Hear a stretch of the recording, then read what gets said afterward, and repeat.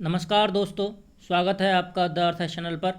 और हम अपनी इकोनॉमी की सीरीज़ चला रहे थे, उसमें हम वैदेशिक क्षेत्र देख रहे थे। हम लोगों ने देखा था कि इंटरनेशनल ट्रेड क्या होता है, इन्वेस्टमेंट क्या होता है, कोई कंपनी कैसे बनती है, कैपिटल मार्केट क्या होता है, कंपनी के शेयर क्या होते हैं। हम प्रीवियस वीडियोज़ में देख चुके हैं। यदि आपने वीडियोज़ नहीं देखी हैं तो हमारी प्लेलिस्ट में जाकर के आप देख सकते हैं। एक्सटर्नल सेक्टर से प्लेलिस्ट आपको मिल जाएगी।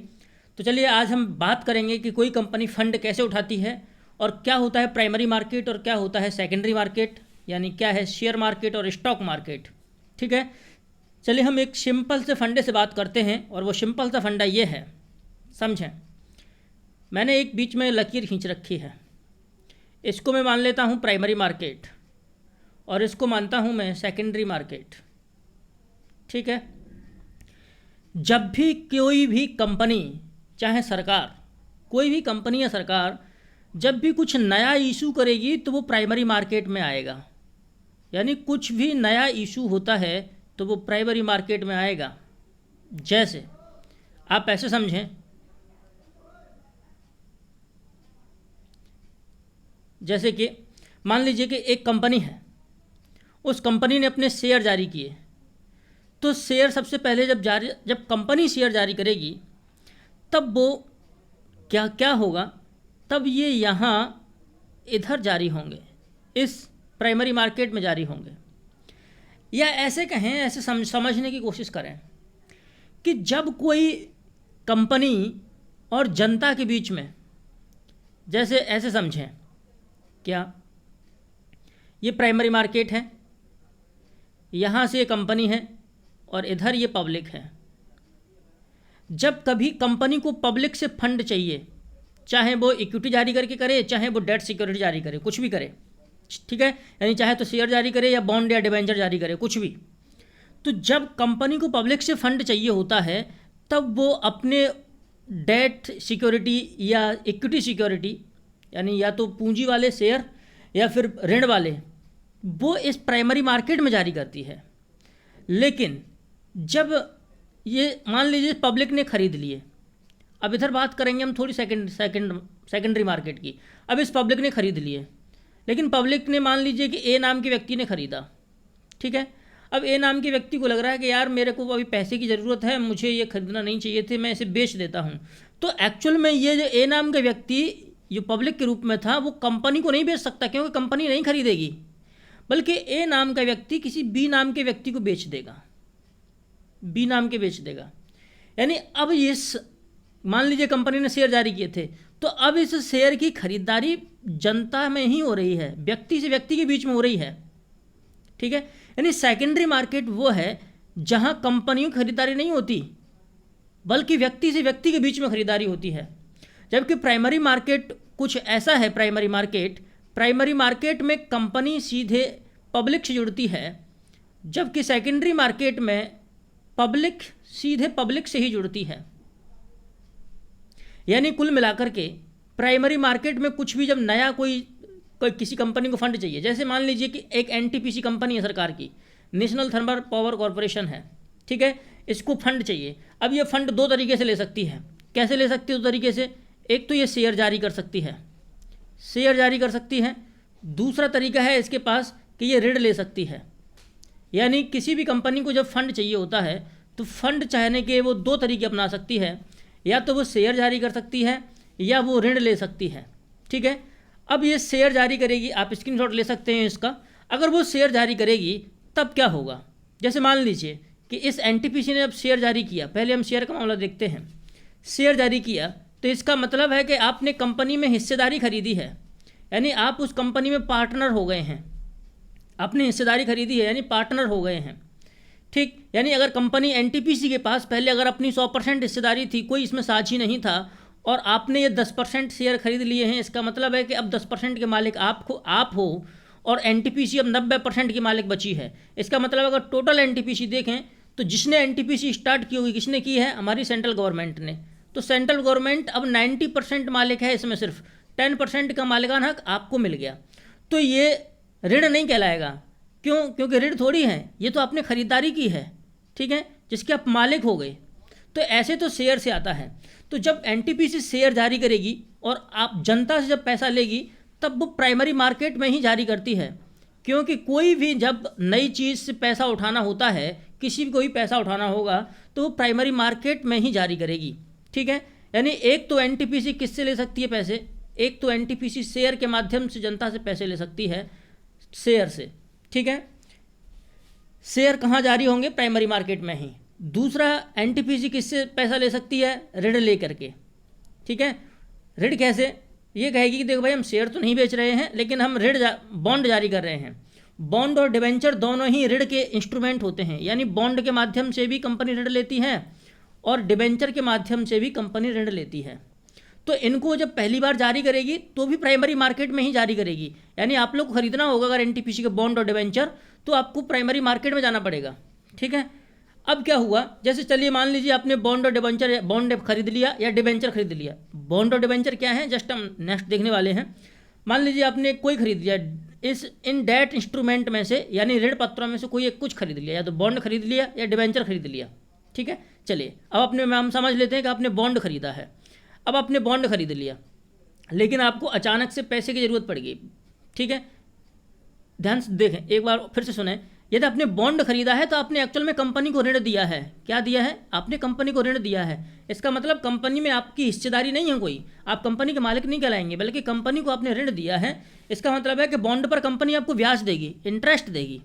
ठीक है, कंपनी आपको ब्याज देगी, और जितने समय तक का बॉन्ड होगा, जैसे मान लीजिए कि 10 साल का बॉन्ड है, तो 10 साल तक ब्याज भी देगी, और फिर उसके बाद जितने का बॉन्ड आपने खरीदा था उतना पैसा वापस आपका कर देगी। तो ये तो ऋण टाइप का हुआ। ठीक है, अब क्या हुआ, ये कहाँ जारी करेगी बॉन्ड, प्राइमरी मार्केट में ही।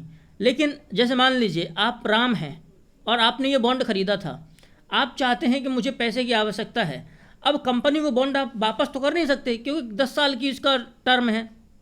तो अब आप क्या करेंगे, अब आप सेकेंडरी मार्केट में जाएंगे, क्योंकि सेकेंडरी मार्केट में कुछ लोग ऐसे होंगे जो ये सोच रहे होंगे कि हम उस समय बॉन्ड नहीं खरीद पाए, लेकिन अब किसी से बॉन्ड मिल जाए हमको। ठीक है, तो एनटीपीसी का बॉन्ड आपने लिया था, आपको पैसे की ज़रूरत थी, आपने खरीदा प्राइमरी मार्केट में, क्योंकि आपने सीधे कंपनी से खरीदा था।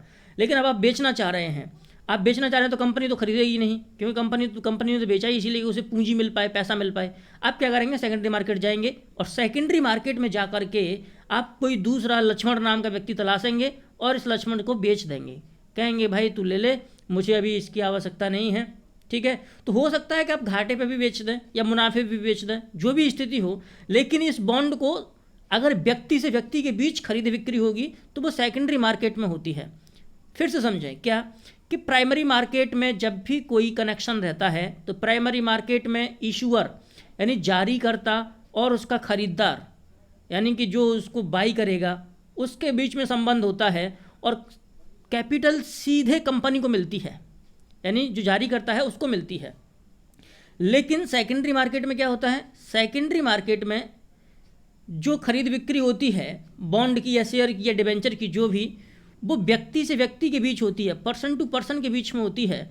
और पर्सन टू पर्सन के बीच में होगी तो कंपनी तो इसमें है ही नहीं कहीं, तो कंपनी को इससे कोई फ़ायदा नहीं होने वाला सेकेंडरी मार्केट से।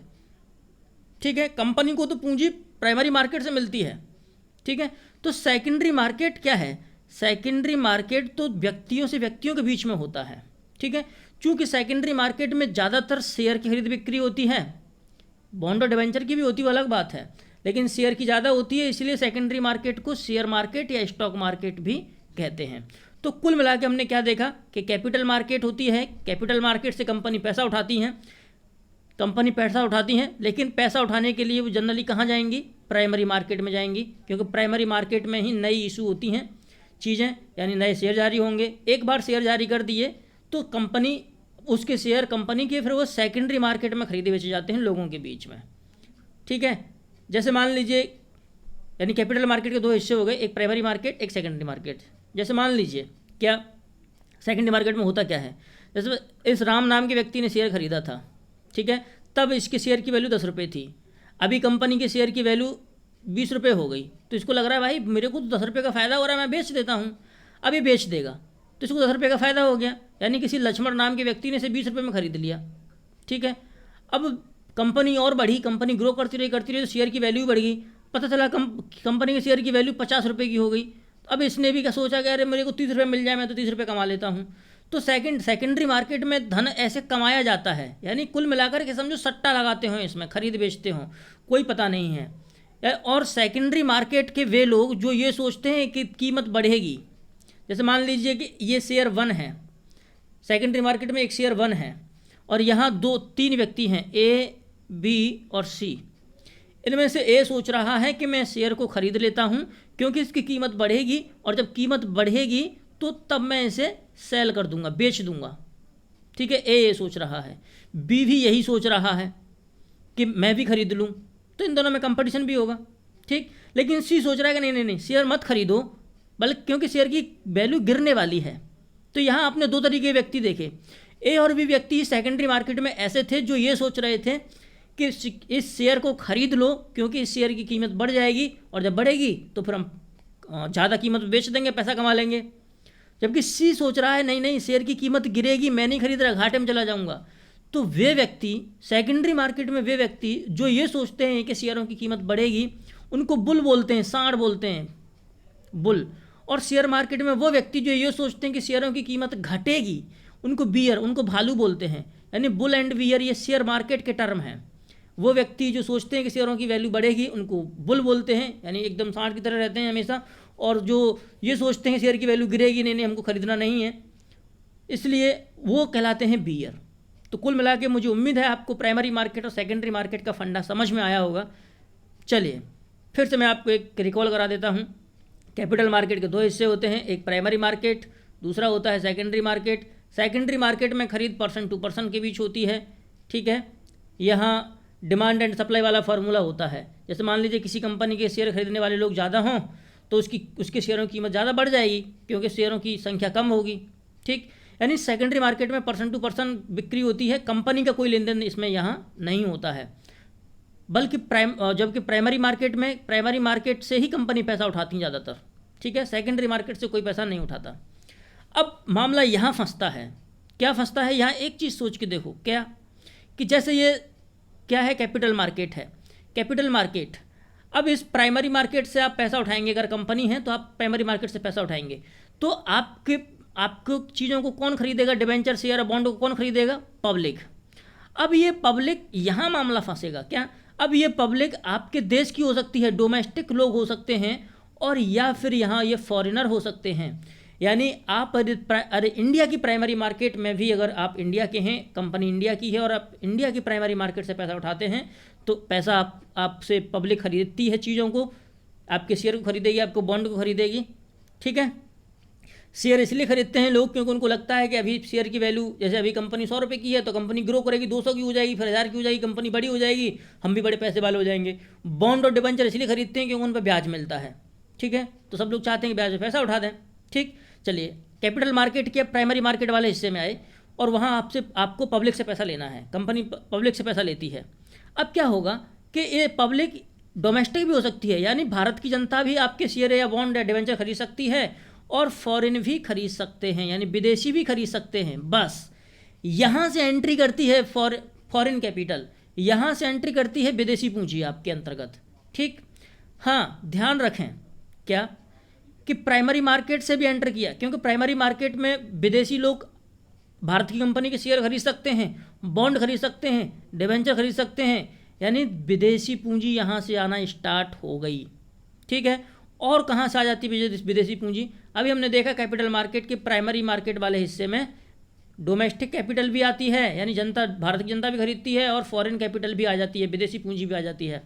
अब सेकेंडरी मार्केट में भी यही हो सकता है क्या, जैसे मान लीजिए कि सेकेंडरी मार्केट के जियो के शेयर हैं, जियो के शेयर बहुत ज़्यादा हैं, बहुत ज़्यादा ऊपर उठे हुए हैं, तो कुछ अमेरिका के व्यक्ति सोच रहे हैं कि जियो के शेयर खरीद लो मार्केट में, उनकी वैल्यू बढ़ने वाली है, फिर बाद में बेच देंगे। यानी सेकेंडरी मार्केट में पर्सन टू पर्सन होगा। अब क्या होगा कि ये किसी, मान लीजिए कि सेकेंडरी मार्केट में किसी इंडिया के व्यक्ति, ए नाम के व्यक्ति ने, इंडिया के ने सेकेंडरी मार्केट में जियो का शेयर खरीद रखा है। अब अमेरिका के व्यक्ति को चाहिए, अमेरिका के व्यक्ति कौन है, वी है, तो अमेरिका का वी नाम का व्यक्ति इस जियो के शेयर को खरीदेगा, तो जियो थोड़ी से खरीद पाएगा, अब तो व्यक्ति से खरीद पाएगा। ठीक है, जियो से तभी खरीद सकता था जब जियो ने जारी किए थे, प्राइमरी मार्केट से ले सकता था। अब क्या होगा, ये अमेरिका का बी व्यक्ति ए से खरीदेगा। ठीक है, तो यहाँ से खरीदेगा तो ये डॉलर लेके आएगा ना, डॉलर लेके आएगा तब भी भारत में विदेशी पूंजी आएगी। यानी विदेशी पूंजी कुल मिलाकर के इंडिया में कैपिटल मार्केट के थ्रू आती है, चाहे तो वो प्राइमरी मार्केट के थ्रू आ जाए जब कंपनी जारी करे, और तब फॉरेन करेंसी वाले फॉरेन जो लोग हैं वो सीधे प्राइमरी मार्केट से चीज़ें खरीद लें, या फिर तब भी आ सकती है जब वो सेकेंडरी मार्केट में पैसा लगाएं, सेकेंडरी मार्केट के शेयर खरीदें फ़ायदे के लिए, अपने के लिए। तो कुल मिलाकर के यहाँ से फॉरेन कैपिटल एंटर करती है। आपको समझ में आया होगा। फिर से एक बार आप फिर से समझने की कोशिश करें। कोई भी कैपिटल मार्केट होता है, कैपिटल मार्केट के 2 पार्ट होते हैं, एक को बोलते हैं प्राइमरी मार्केट, एक को बोलते हैं सेकेंडरी मार्केट। और इस प्राइमरी मार्केट से ही कंपनी पैसा उठाती है, चाहे वो शेयर के माध्यम से उठाए, चाहे वो बॉन्ड के माध्यम से उठाए, चाहे वो डिवेंचर के माध्यम से उठाए। अब ये शेयर बॉन्ड कोई फॉरेन व्यक्ति भी खरीद सकता है या भारत का खरीद सकता है। फॉरेन का खरीदेगा तो फॉरेन कैपिटल प्राइमरी मार्केट के थ्रू आ रही है। अब शेयरों की खरीद बिक्री लोगों के बीच होती है। यदि एक व्यक्ति इंडियन है और दूसरा व्यक्ति अमेरिकन है, इन दोनों के बीच में शेयरों की खरीद बिक्री हुई, तब अमेरिका का व्यक्ति डॉलर देगा, तब भी सेकेंडरी मार्केट के थ्रू भी फॉरेन कैपिटल इंडिया में आ सकती है। जनरली जो फॉरेन डायरेक्ट इन्वेस्टमेंट होता है वो प्राइमरी मार्केट के थ्रू होता है। जनरली जो प्रत्यक्ष विदेशी निवेश होता है वो फॉरेन डायरेक्ट इन्वेस्टमेंट वो प्राइमरी मार्केट के थ्रू होता है, ठीक है। जबकि जो फॉरेन पोर्टफोलियो इन्वेस्टमेंट होता है, पोर्टफोलियो क्या होता है आप हमारी पिछली वीडियो जरूर देखें, वो सेकेंडरी मार्केट के थ्रू भी हो सकता है और प्राइमरी मार्केट के थ्रू भी हो सकता है। यदि आपको नहीं समझ में आई हैं चीज़ें, उम्मीद है कि आ गई होंगी, नहीं आई हैं फिर भी, तो आप कमेंट सेक्शन में जा करके पूछ सकते हैं। मैं कोशिश करूँगा कि मैं आपको समझाऊँ। चलिए अब हम बात करते हैं शेयर हम लोग देख चुके हैं। बॉन्ड और डिबेंचर क्या होते हैं। बॉन्ड और डिबेंचर दोनों ही इक्विटी यानी जो डेट सिक्योरिटी होती हैं, ठीक है। अब यहाँ समझें, ठीक है। यानी कंपनी पैसे लेने के लिए कुछ भी कर सकती है। 2 तरीके अपनाती थी, मैंने बताया था। एक तो वो शेयर जारी करती थी, एक वो ऋण लेती थी। तो शेयर में अपनी चीज़ बेचती थी और ऋण लेने में आप कोई चीज़ अपनी चीज़ बेचते नहीं हैं, ठीक है। यानी आप पैसा प्राप्त 2 तरीके से कर सकते हैं। जैसे या तो अपनी आप सोने की चेन बेच दो, तो समझो कंपनी ने अपने शेयर बेच दिए, आपने शेयर बेच दिए। या आप किसी से ऋण ले लो, कुछ बेचा नहीं है तो समझो कंपनी ने ऋण ले लिया। तो 2 तरीके से आप भी पैसा प्राप्त कर सकते हैं जैसे कंपनी प्राप्त करती हैं, ठीक है। अब समझते हैं। तो ऐसे समझो जो डेट सिक्योरिटी होती है, इसका मतलब आपने किसी से ऋण ले लिया है। जो डेट सिक्योरिटीज़ होती हैं, सिक्योरिटी क्या होती है हम बता चुके हैं पिछली वीडियोज़ में, आप लोग देख सकते हैं। डेट इंस्ट्रूमेंट यानी डेट सिक्योरिटी होती है वो ऋण के उपकरण होते हैं ऋण लेने के। अब वो ऋण इनमें कौन कौन से शामिल हो सकते हैं।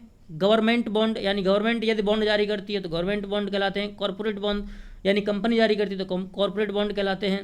कभी कभी बैंक जारी करते हैं, सर्टिफिकेट ऑफ डिपॉजिट कहलाते हैं। कभी कभी नगर निगम जारी कर देते हैं तो म्यूनिसिपल बॉन्ड कहलाते हैं, ठीक।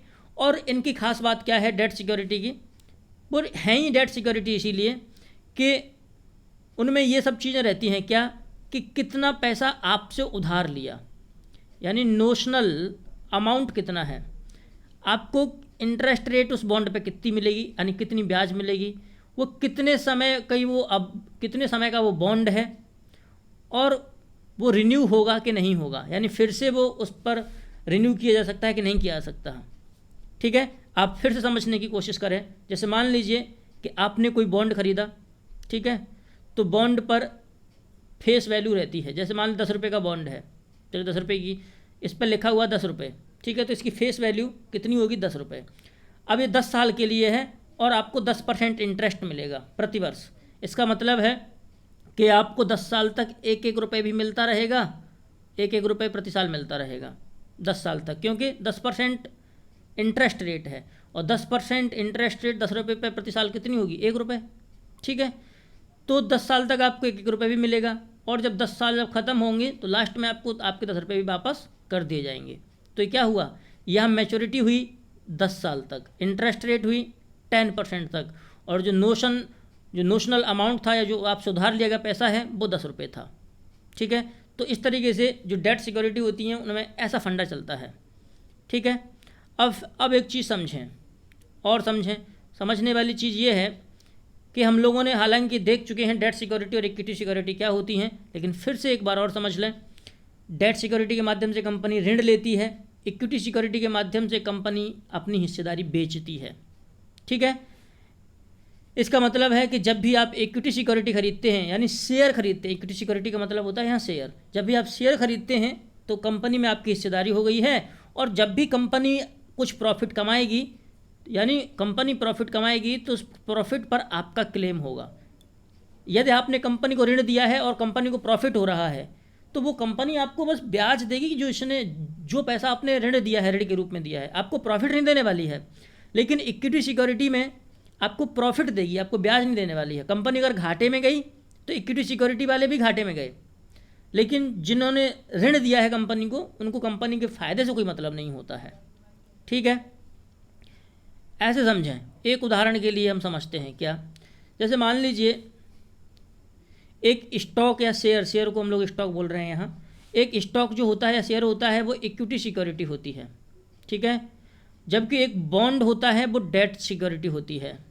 ठीक, अब ऐसे समझें। और मान लीजिए कि जब कोई इन्वेस्टर, कोई निवेशक क्या करता है, एक कॉरपोरेट बॉन्ड खरीदता है, यानी किसी कंपनी द्वारा जारी किया गया बॉन्ड खरीदता है। बॉन्ड ऋण पत्र, इसका मतलब कंपनी ने ऋण मांगा है, खरीदता है। तब आप एक्चुअल में कर क्या रहे हैं? आप एक्चुअल में कर रहे हैं कि लोनिंग कॉरपोरेशन, यानी उसको आप ऋण दे रहे हैं। किसको? उस कंपनी को ऋण दे रहे हैं आप एक्चुअल में। ठीक है, और क्या है कि वो कंपनी आपको रीपे करेगी, किसके साथ? प्रिंसिपल अमाउंट भी और इंटरेस्ट भी। आपने जितना पैसा दिया होता है वो प्रिंसिपल अमाउंट कहलाता है। ठीक, और आपको ब्याज भी देगी, आपका पैसा भी वापस करेगी। ठीक है, लेकिन यदि आपने बॉन्ड नहीं बल्कि स्टॉक खरीदा है किसी कंपनी से, तो इसका मतलब है कि निश्चित ही आपने उस कंपनी का एक हिस्सा खरीद लिया है। ठीक, और इफ़ द कंपनी प्रॉफिट, यानी अगर कंपनी अगर प्रॉफिट पाती है, ठीक, इसका मतलब है कि आपने अगर स्टॉक खरीदा है या शेयर खरीदा है तो इन्वेस्टर प्रॉफिट एज वेल, यानी आपको भी फिर प्रॉफिट होगा। क्यों? क्योंकि आप उसके हिस्सेदारी हो गई, आप उसके कुछ हिस्से के मालिक हो गए। लेकिन यदि कंपनी डूबती है तो आप भी डूब जाओगे।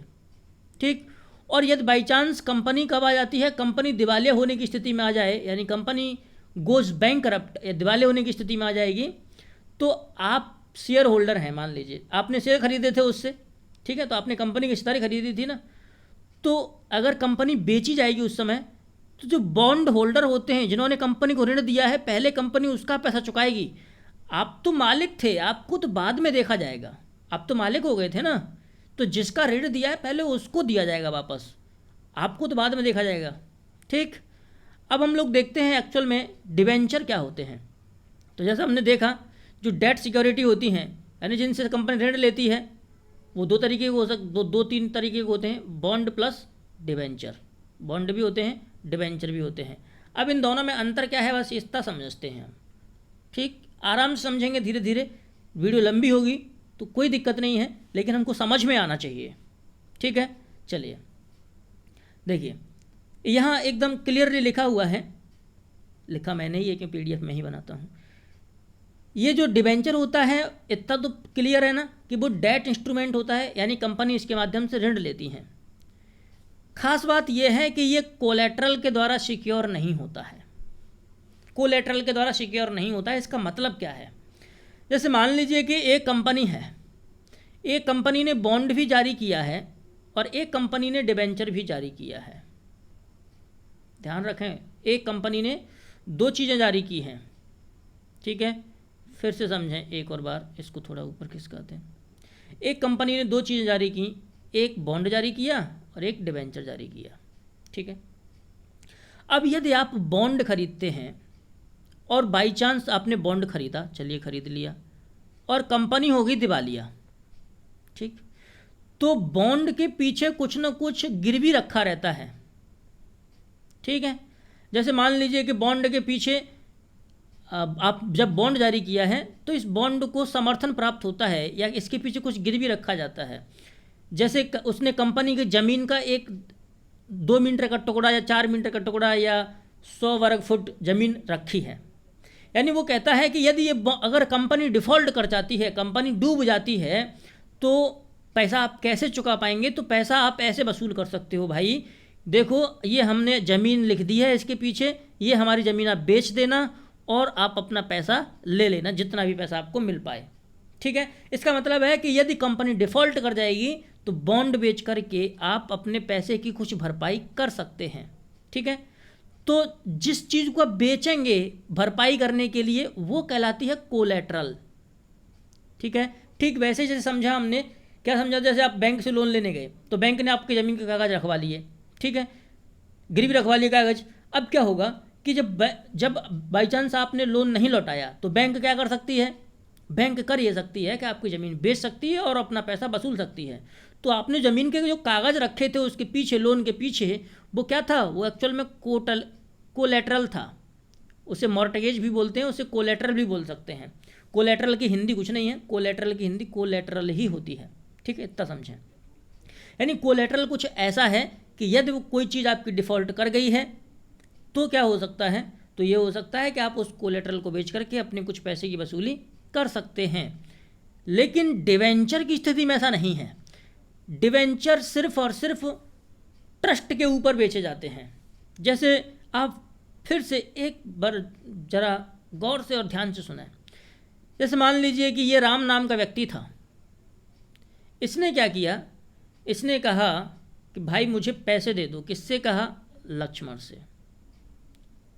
लक्ष्मण ने कहा कि ठीक है भाई, मैं तुमको पैसे दे दूंगा, लेकिन तुम पहले एक सोने की मेरे पास चेन रखो, मैं तब पैसे दूंगा।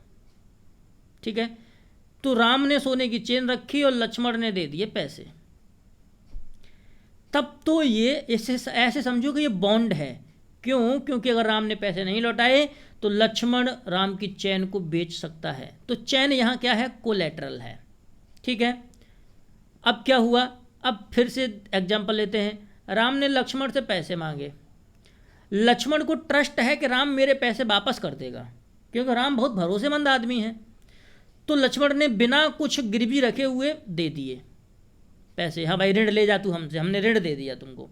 ठीक है, तो उसने, लक्ष्मण ने कुछ भी गिरवी नहीं रख पाया और राम बाई चांस, राम की नीयत खराब हो गई।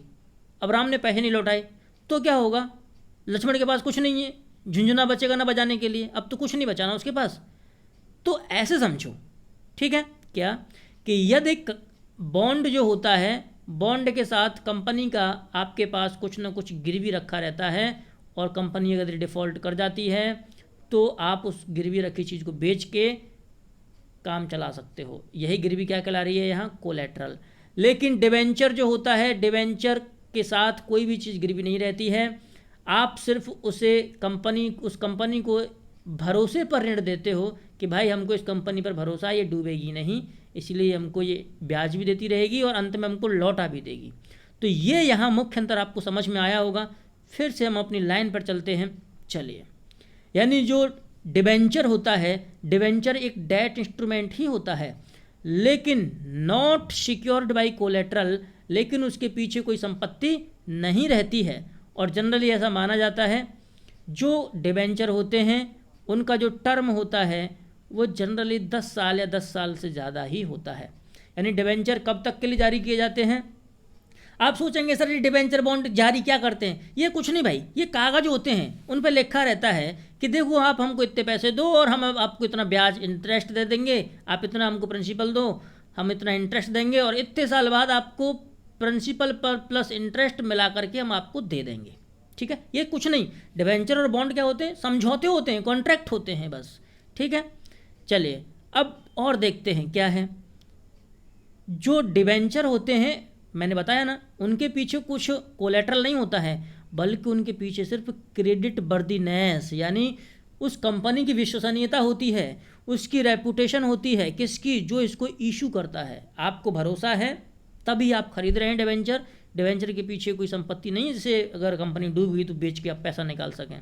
ठीक है, और क्या है, कॉरपोरेशन यानी जो कंपनी और गवर्नमेंट दोनों ही जारी करती हैं इनको, जिससे कि वो अपनी कैपिटल या फंड थोड़ी उगाही कर पाएँ, यानी ऋण ले पाएँ और फिर उस ऋण का इस्तेमाल पैसा कमाने के लिए कर पाएँ। क्योंकि पुरानी कहावत है ना, पैसे से ही पैसा कमाया जाता है।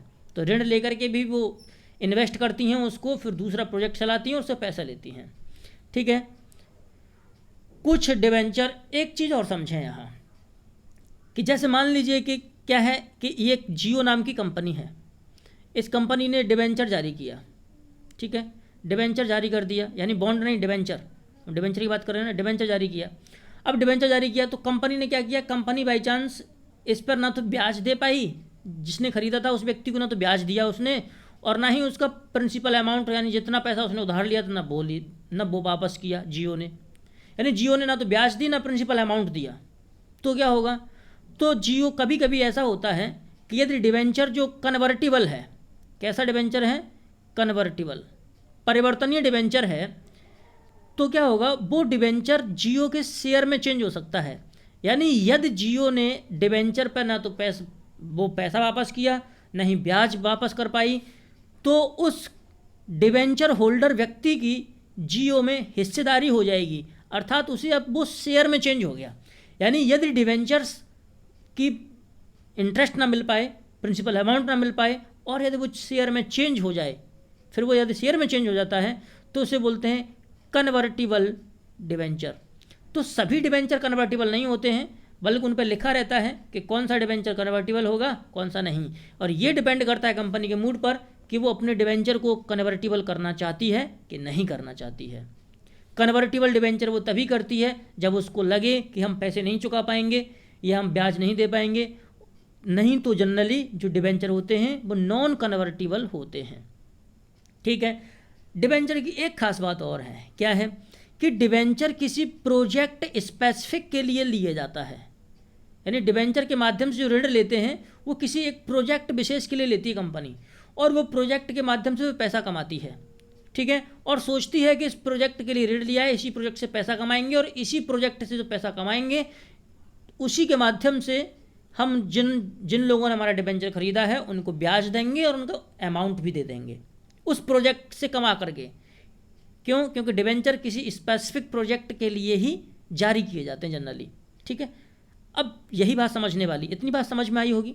अब इतनी बात समझ में आ गई, इसीलिए इस डिवेंचर को हम कभी कभी रेवेन्यू बॉन्ड कहते हैं। क्यों?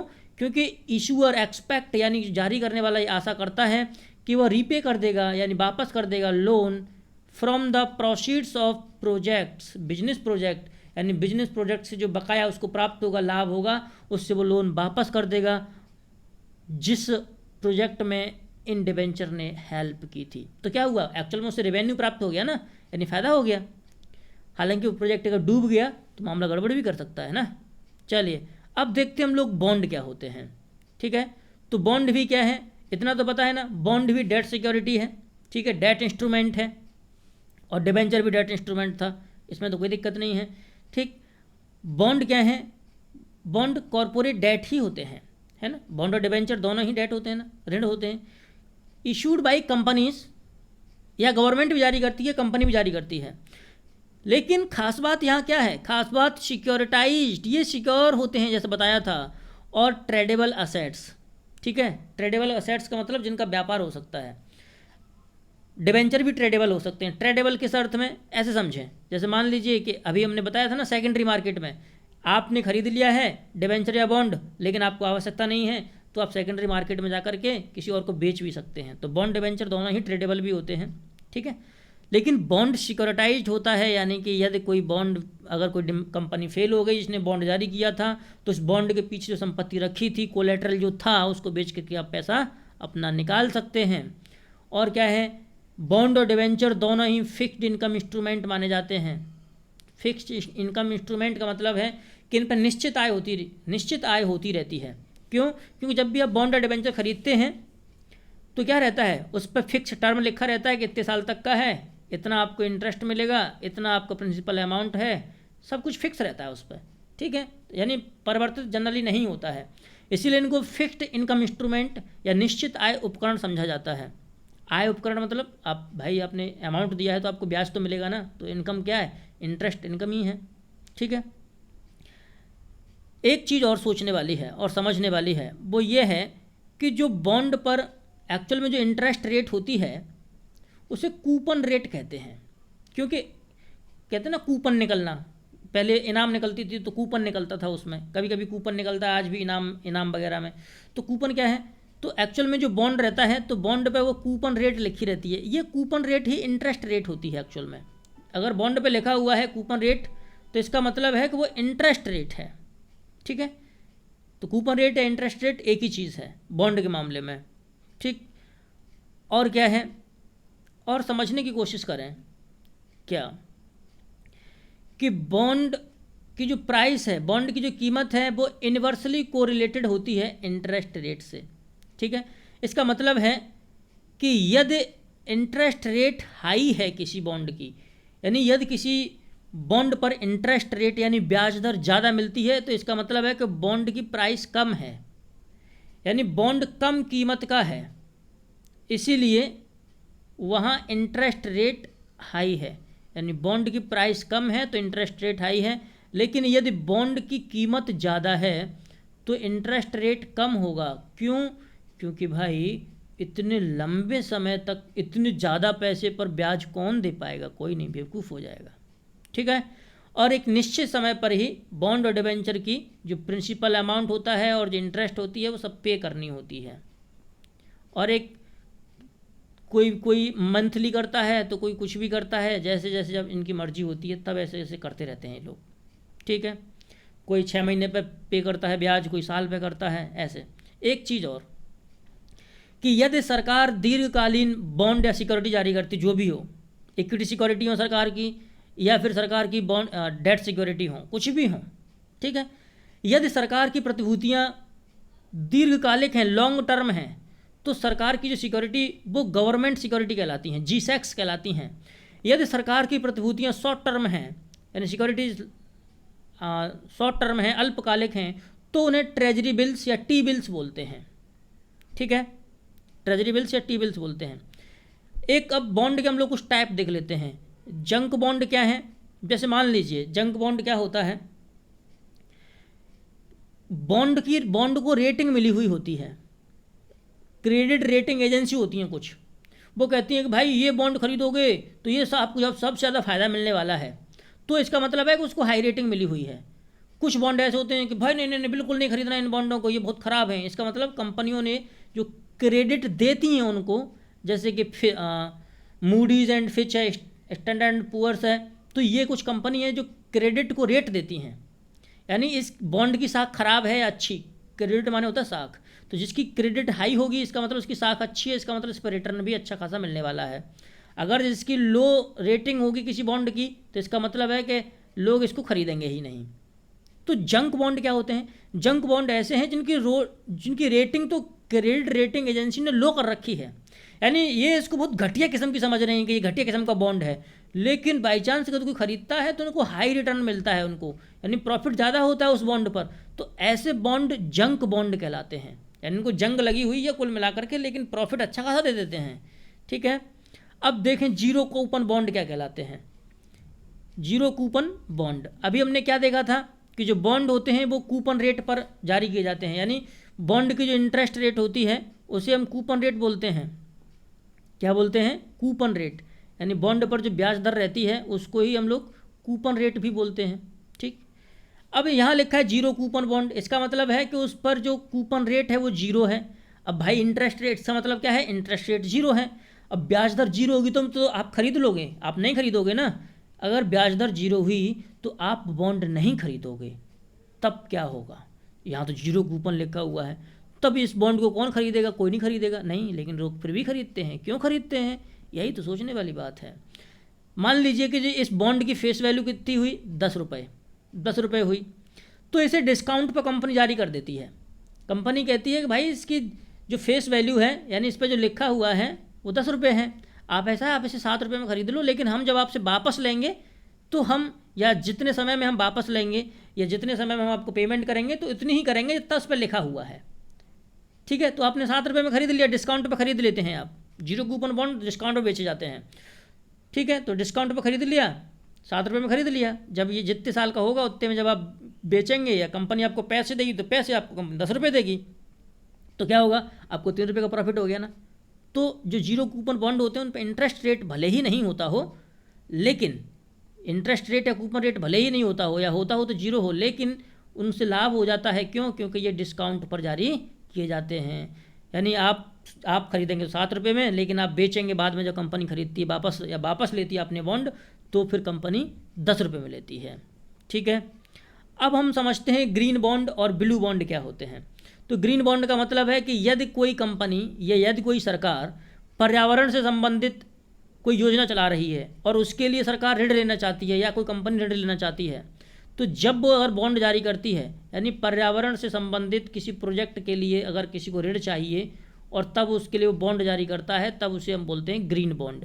ऐसे ही यदि समुद्री पारिस्थितिकी या ओशियन इकोलॉजी यानी समुद्री संरक्षण के लिए यदि कोई बॉन्ड जारी करता है तो उसे बोलेंगे हम लोग ब्लू बॉन्ड। और ब्लू बॉन्ड भी ग्रीन बॉन्ड का हिस्सा है। क्यों? क्योंकि समुद्रों का संरक्षण मतलब क्लाइमेट का संरक्षण। इसका मतलब है कि ब्लू बॉन्ड और ग्रीन बॉन्ड दोनों ही पर्यावरण हितैषी बॉन्ड हैं। एक चीज़ बॉन्ड के बारे में हम लोग और समझते हैं। एक चीज़ सुनी होगी आपने, बियरर बॉन्ड, ठीक है, बियरर बॉन्ड, इसको बोलते हैं धारक बॉन्ड। तो बियरर बॉन्ड की जनरली आप बॉन्ड खरीदते हैं ना, तो आपका नाम लिखा रहता है आप पर, उस पर, लेकिन जो बियरर बॉन्ड रहता है उस पर किसी का नाम नहीं लिखा रहता है। आपने जैसे खरीदा, बियरर बॉन्ड खरीदा, तो उस बॉन्ड पर आपका नाम नहीं लिखा होगा, ठीक है, और जारी किया, मान लीजिए जियो ने जारी किया उसे, तो बियरर बॉन्ड आपसे कोई चुरा के ले गया, आपका तो नाम नहीं लिखा है, आपसे कोई चुरा के ले गया, और जब इस बॉन्ड की मैच्योरिटी टाइम आएगा तब ये जियो को बेच देगा और पैसे ले लेगा, ठीक है। तो बियरर बॉन्ड में एक डर रहता है, उस पर नाम नहीं लिखा रहता खरीदने वाले का, ठीक है, लेकिन फिर भी उसमें कुछ सुरक्षाएँ रहती हैं। चोरी हो जाएगा, दिक्कत हो जाएगी, तभी कुछ ऐसा मामला गड़बड़ होता है, नहीं बाकी बियरर बॉन्ड ठीक ठाक रहता है। जैसे इंडिया में जो इलेक्टोरल बॉन्ड हैं, जो निर्वाचन बॉन्ड जो जारी जो स्कीम चल रही है इंडिया में इलेक्टोरल बॉन्ड की, वो बियरर बॉन्ड जैसा ही है। हम लोग कभी इलेक्शन पर डिस्कस करेंगे इस मुद्दे को डिटेल में। चलिए अब हम लोग थोड़ा सा एक अंतर देख लेते हैं, जनरल, फिर इन सब को एक साथ। क्या? जो बॉन्ड होते हैं जनरली सिक्योर होते हैं नेचर में, जबकि जो डिबेंचर होते हैं वो अनसिक्योर होते हैं। हालांकि कुछ डिबेंचर सिक्योर हो सकते हैं, लेकिन जनरली डिबेंचर अनसिक्योर होते हैं, ठीक है। और क्या है अगला अंतर देखें। अगला अंतर डिबेंचर बॉन्ड में ये है कि जो बॉन्ड होते हैं, बॉन्ड गवर्नमेंट भी जारी करती हैं, कॉरपोरेशन भी यानी कंपनी भी, प्राइवेट सेक्टर भी जारी कर सकता है और गवर्नमेंट भी जारी कर सकती हैं, ठीक है, और कोई भी फाइनेंशियल इंस्टीट्यूशंस भी जारी कर सकता है, वित्तीय संस्थान। लेकिन जनरली जो डिबेंचर होते हैं, डिबेंचर गवर्नमेंट भी जारी कर सकती है करने को, तो प्राइवेट सेक्टर भी जारी कर सकता है, लेकिन ज़्यादातर डिबेंचर प्राइवेट सेक्टर जारी करता है, ठीक है, यदि आपसे दोनों में तुलना पूछी जाए बाई चांस। और क्या है, देखें जो बॉन्ड होते हैं, बॉन्ड लेस रिस्की होते हैं, कम खतरा होता है, इसीलिए ना, क्योंकि उनके पीछे कुछ ना कुछ कोलेटरल रखा होता है, संपत्ति बेच सकते हैं, जबकि डिबेंचर हाई रिस्क पे होते हैं। तो ये एक और अंतर है, ठीक। और क्या अंतर है, अगर जैसे मान लीजिए कि कंपनी को बेचा जा रहा है, बेचे जाने को तैयार है, तो उन लोगों का पैसा पहले चुकाया जाता है जिनके पास बॉन्ड हैं, उन लोगों का बाद में चुकाया जाता है जिन लोगों के पास डिबेंचर है। यानी अगर कंपनी बेची जा रही है तो लास्ट में उससे पैसा जो मिला तो पहले बॉन्ड होल्डर को पैसा चुकाया जाता है, ना कि डिबेंचर होल्डर को, ठीक। और क्या है, बॉन्ड आपको क्या देता है, लो इंटरेस्ट देता है। क्यों? क्योंकि उसके पीछे संपत्ति रखी रहती है, क्योंकि वो लो रिस्की होते हैं, इसलिए बॉन्ड पर आपको ब्याज भी कम मिलती है। जबकि डिबेंचर रिस्की ज़्यादा होते हैं, इसीलिए उन पर हाई इंटरेस्ट रेट मिलती है, क्योंकि अगर डिबेंचर डूब गया तो डूब गया, आपको कुछ नहीं मिलेगा। इसलिए निवेशकों को लुभाने के लिए, इन्वेस्टर को अट्रैक्ट करने के लिए वो क्या करते हैं, वो हाई इंटरेस्ट रेट रखते हैं। सो इसलिए निवेशकों को लगे कि अरे खरीद लो, अभी खरीद लो, बहुत ब्याज मिलेगा, डूबेगा तो बाद में देखा जाएगा, लेकिन अभी तो काफ़ी ब्याज मिल रहा है। तो ये मुख्य इनमें अंतर होता है, ठीक है। अब मामला बचा है फॉरेन कैपिटल का, तो हम कल की वीडियो में फॉरेन कैपिटल डिस्कस करेंगे, आज तो नहीं करेंगे क्योंकि वीडियो काफ़ी लंबी हो जाएगी। आपका बहुत बहुत धन्यवाद सुनने के लिए, धैर्य के लिए। यदि आपको वीडियो पसंद आता है तो लाइक शेयर और सब्सक्राइब जरूर करें। जय हिंद।